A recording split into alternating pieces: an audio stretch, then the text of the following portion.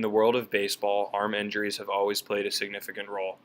For many years, pitchers found themselves with no way to recover from arm injuries, with rehab usually being unsuccessful. Sandy Koufax, for example, a star left-handed pitcher with the Los Angeles Dodgers in the 1950s and 1960s, had his career cut short due to what was at the time called arthritis in his elbow. Retiring at the age of 31, if Koufax had had a healthy arm, he would have theoretically been able to pitch for 10 more years. Fast forward 8 years later, and the Dodgers found themselves in an eerily similar situation. Another left-handed pitcher, this one by the name of Tommy John, had recently felt a pain in his elbow in a game in 1974. Tommy John described how his injury came to be when he said, "As I came forward and released the ball, I felt a kind of nothingness, as if my arm weren't there. Then I heard a pop from inside my arm, and the ball just blooped up to the plate." This injury, as seen with Koufax, usually guaranteed the end of a pitcher's career. However, Tommy John was relentless and was open to the most unorthodox methods of fixing his arm if it meant that he could return to the pitching mound. Along came team physician Dr. Frank Jobe. Frank Jobe was a leader because of his revolutionary work in the field of sports orthopedics. He left a legacy on baseball and sports forever, in finding a solution to a once incurable injury, therefore prolonging pitchers' careers.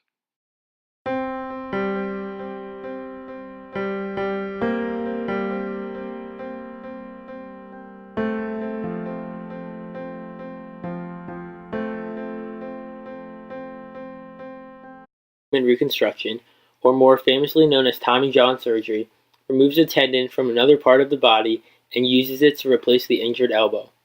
Until that September of 1974, the only other option for an arm operation meant disturbing and damaging muscles, which made it almost impossible for the patient to heal to their full health. The failure rate was very high. Jobe, however, designed a less invasive approach. Instead of detaching the muscle to repair the joint, he split the muscle and made the repair. The knee also uses a graft to replace or reinforce a ligament. Dr. John D. Kelly of Penn Perelman School of Medicine says, also, injuries such as torn rotator cuffs are less common due to the knowledge Jobe gained from endless work in his laboratory while researching ways to fix John's arm. Due to his innovation and determination, Jobe created a safe and successful surgery that revolutionized sports orthopedics. Renowned orthopedic and Tommy John surgeon Dr. James Andrews said that Jobe initiated all of the things that have made elbow injuries both commonly recognized and treatable. While impacting the medical field, Jobe had an impact that reached the game of baseball as well. In the contemporary baseball world, Frank Jobe's revolutionary elbow surgery has had a profound effect on the sport of baseball, with its legacy continuing forever. Perhaps journalist Mike Dodd said it best when he stated that Tommy John surgery is now as routine as it is remarkable. In fact, by the year 2003, about 1 in every 9 pitchers were victims of Tommy John surgery. Furthermore, by 2003, the success rate of Tommy John surgery was up to 85%. Fast forward to present day, and the success rate is up to a remarkable 95%. To give a picture of just how remarkable this success rate is, at the time of the original surgery performed by Jobe on Tommy John, Jobe believed that there was only a 1% success rate that John would return to the pitching mound. Clearly, Frank Jobe's elbow reconstruction surgery helps extend pitchers' careers, as shown by the success rates of this surgery. A third of big league pitchers have now had this operation, Sanjay Gupta of CNN said.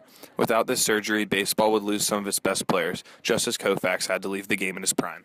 More and more pitchers come back from injury than ever before, and most come back stronger than better than ever. I hit my top speed and pitch velocity after the surgery, Cubs pitcher Kerry Wood said. I'm throwing harder, consistently. Post-surgery, Wood went on to make 2 All-Star teams while becoming one of the most dominant pitchers in the early 2000s. In 2013, researchers compared the records of 179 Major League Baseball pitchers who had undergone Tommy John surgery against 179 pitchers who did not have the surgery. Comparing pitchers with similar ages, body masses, handedness, and Major League experience, the researchers discovered the positive results of Frank Jobe's surgery. Post-surgery, the Tommy John patients allowed fewer walks and hits per inning pitched, had higher winning percentages, and had low ERA earned on run average than the average pitchers who did not undergo the surgery. Also, the researchers found out that the surgery extended their careers by an average of 3.9 years. One such pitcher, young phenom Steven Strasburg of the Washington Nationals, underwent Tommy John surgery during his first season in the major leagues in 2010. A year later, in September 2011, Strasburg made his return from surgery, going on to pitch full-time in 2012. Strasburg's first full Major League season was very monumental as he made his first All-Star team, compiled 15 wins, and almost eclipsed the 200 strikeout mark. 2 years later, in 2014, Strasburg led the National League in games started and strikeouts, with 242, furthermore proving the durability of Tommy John surgery. This year, the 2015 National Baseball Hall of Fame class will feature the first pitcher to undergo Tommy John surgery to be inducted, John Smoltz, who received the surgery in 2000. Frank Jobe's revolutionary surgery was and still is a major factor in sports orthopedics and baseball today. However, Jobe's legacy reaches further than just the field. Jobe's rehabilitation theories have been widely appraised as the best choice for recovery and injury prevention. In his book, The Official Little League Fitness Guide, Jobe describes how players should prepare for games so they avoid injury. Warm-up is a routine to get both your mind and your whole body ready for the physical demands of playing baseball, or any other sport, Jobe said.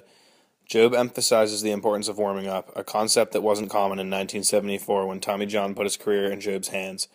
Today, every sports team spends a good 15 minutes before each practice or game loosening up, a habit that Jobe instilled. If your body is warmed up, your muscles are more limber, and this helps you to play better. When you're warmed up, you also have less chance of getting a painful injury, such as a muscle tear or ligament strain, Jobe said.